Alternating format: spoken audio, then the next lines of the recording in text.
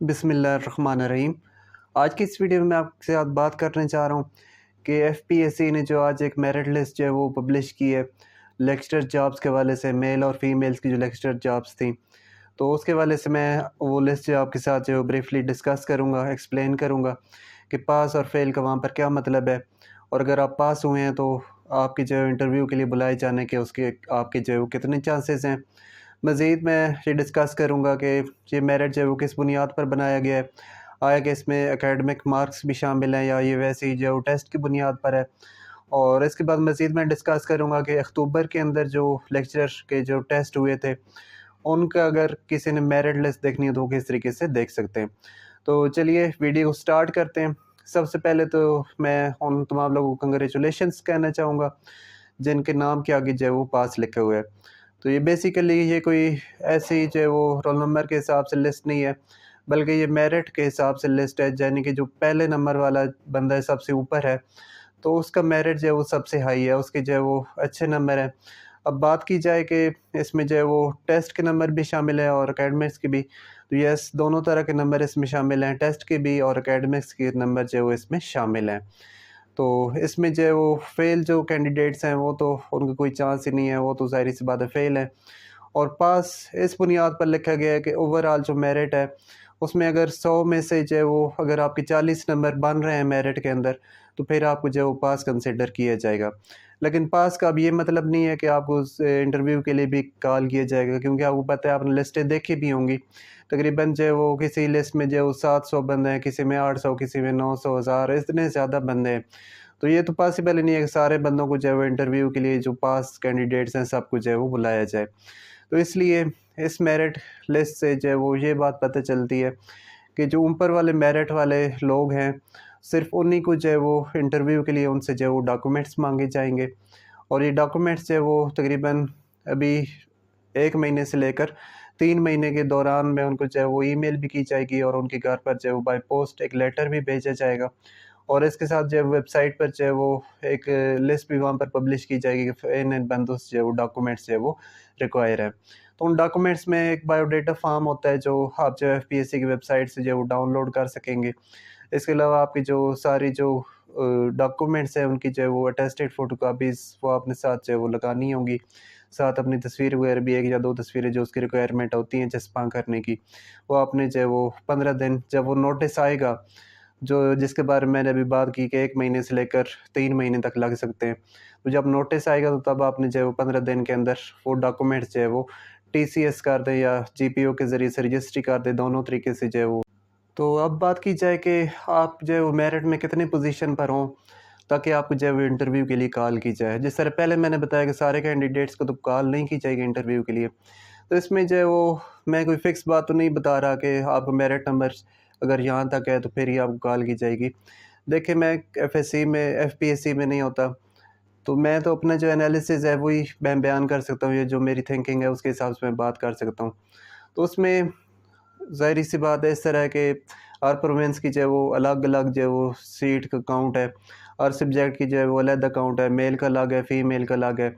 तो मैं हर सब्जेक्ट का तो इस तरह डिस्कस नहीं कर रहा कि ये सब्जेक्ट है, इसकी इतने मेरिट तक जो है वो लोग जो है वो इंटरव्यू के लिए कॉल होंगे, इसके इतने। और क्योंकि मेरी इतनी अभी डिटेल्स जो है मैं आपके साथ बयान नहीं कर सकता कि इस प्रोविंस की इस सब्जेक्ट की इतनी सीट्स थी। क्योंकि एफपीएससी ने जो है वो इस तरह उन्होंने कभी भी अपने ऐड में ये चीज़ और ना ही बाद में उन्होंने बताई है कि ये सब्जेक्ट है और ये प्रोविंस है, तो इसकी जो है वो इतनी सीटें हैं। वो थोड़ा-सा जनरलाइज़ करके बताते हैं, उससे इतना अंदाज़ा नहीं होता कि इस सब्जेक्ट की जो है वो किस प्रोविंस में कितनी सीट्स हैं।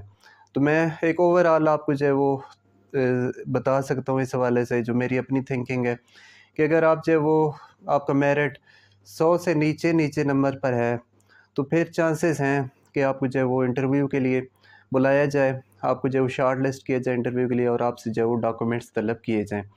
मज़ीद एक और बात यहाँ पर ऐड करता चलूँ कि डॉक्यूमेंट्स जो है वो एक सीट के लिए जो है वो तकरीबन 5 लोगों से जो है वो डॉक्यूमेंट्स लिए जाते हैं। फ़र्ज़ के जो है वो मैं कहूँ कि 10 सीट्स हैं, तो 50 लोगों से जो है वो ये डॉक्यूमेंट्स जो है वो कलेक्ट किए जाएँगे। और उसमें से भी फिर बाद में जो है वो 3 लोगों को एक सीट पर जो है इंटरव्यू के लिए बुलाया जाएगा। वो क्यों इस तरह ज़्यादा लोगों को 50 लोगों को क्यों इस तरह जो है वो उनसे डॉक्यूमेंट्स लिए जाते हैं। वो इस तरीके से होता है कि बाज़ औक़ात कुछ जो दरमियान वाले कैंडिडेट्स हैं, फ़र्ज़ के जो पहले टॉप वाले नंबर पर ही है, वही डॉक्यूमेंट्स नहीं भेजता, वो कहीं और सेलेक्ट हो चुका है। तो उसकी सीट तो खाली है, अब उसको फ़िल करने के लिए जो नीचे से कोई फ़ालतू बंदे ऊपर आ जाएगा। तो इस तरीके से वो चीज़ें जो है वो फ़िल हो जाती हैं। तो इसमें जो है वो लक चलती है कि अगर ऊपर से जो है वो लोग खाली हो जाएँ या ऊपर के लोग जो है वो डॉक्यूमेंट्स सबमिट ना कराएँ या उनके डॉक्यूमेंट्स में कोई मसला हो, तो फिर जो नीचे वाले फ़ालतू बंदे जिनसे लिए हुए होते हैं डॉक्यूमेंट्स, चाहे उनका मेरिट नीचे भी हो, तो उनके वो ऊपर आ जाते हैं और उनका जो है वो इंटरव्यू जो है वो कंडक्ट कर लिया जाता है। तो ये मैक्सिमम चांसेस इस तरह होते हैं, कोई जो है वो पीपीएससी में सिलेक्ट हो जाता है, कोई जो है वो एसपीएससी में सिलेक्ट हो जाता है, कोई जो है वो गिलगित-बल्तिस्तान का जो पब्लिक सर्विस कमीशन है वहाँ पर, कोई बलूचिस्तान में, और कोई किसी और पोस्ट पर सिलेक्ट हो जाता है। तो कुछ न कुछ ऐसे 5-10 लोग ऐसे होते हैं स्पेशल तौर पर जो ऊपर मेरिट टॉप मेरिट वाले होते हैं, जो ऊपर से जो है वो निकल जाते हैं, और जिससे जो है वो नीचे वाले जिनसे जो वो डॉक्यूमेंट्स माँगे गए होते हैं, तो वो फिर इस सूरत में जो है वो ऊपर आ जाते हैं। लेकिन आप ये बिल्कुल भी ना समझें कि जो है वो डॉक्यूमेंट्स माँगे गए हैं तो अब इंटरव्यू होगा ही होगा। वो तो ज़ाहिर-सी बात है, जो मैंने कंडीशन आपको अभी बताई है, वो उसी के मुताबिक जो है वो होगा। तो मज़ीद अभी प्रोसेस के बारे में यही प्रोसेस था कि 1 से 3 महीने तक जो है वो आपसे जो है वो डॉक्यूमेंट्स माँगे जाएँगे, और डॉक्यूमेंट्स जब आप सेंड करेंगे 15 दिन के अंदर, तो फिर तकरीबन जो है वो 3-4 महीने या 5 या 6 महीने भी वहाँ लग सकते हैं। उसके बाद आपका जो इंटरव्यू है वो कंडक्ट किया जाएगा। तो ज़ाहिर-सी बात है, एफपीएससी को ये सिर्फ़ फ़िक्स डेट नहीं होती, ना उन्होंने कहीं पर पब्लिश किया हुआ है, ना कोई इस तरह कहा हुआ है कि ये फ़िक्स डेट है, इस दिन इंटरव्यू होगा। वक़्त से पहले मतलब उन्होंने नहीं बताया, और ना ही उन्होंने ये बताया कि जो है वो डॉक्यूमेंट्स जो है वो इस तारीख को लिए जाएँगे, ये होगा, वो होगा। ये सारे जो मैं आपको डेट्स वग़ैरह ये जो बता रहा हूँ, ये मेरा अपना एनालिसिस है, क्योंकि मैं काफ़ी अरसे से जो है वो एफपीएससी की जो जॉब्स हैं उनको कवर अप कर रहा हूँ लेक्चरर्स की स्पेशल तौर पर। तो इस हवाले से मेरा अपना एनालिसिस है कि इतना जो है वो टाइम पीरियड लगता है। तो इसलिए जो जो लोग अभी पास हुए हैं और मेरिट में जो है वो 100 से ऊपर मतलब 99, 98 इस 1 से लेकर 100 तक उनके नाम हैं। तो वो तो ज़ाहिर-सी बात है, प्रिपरेशन जो है वो शुरू कर दें। प्रिपरेशन का अभी तो टाइम है इंटरव्यू के अंदर। इंटरव्यू स्टार्ट होने में तकरीबन मैं कहूँ कि 10 महीने और लग सकते हैं इंटरव्यू स्टार्ट होने में। लेकिन बात ये है कि आप जो है अपने कोर कॉन्सेप्ट्स को क्लियर करें।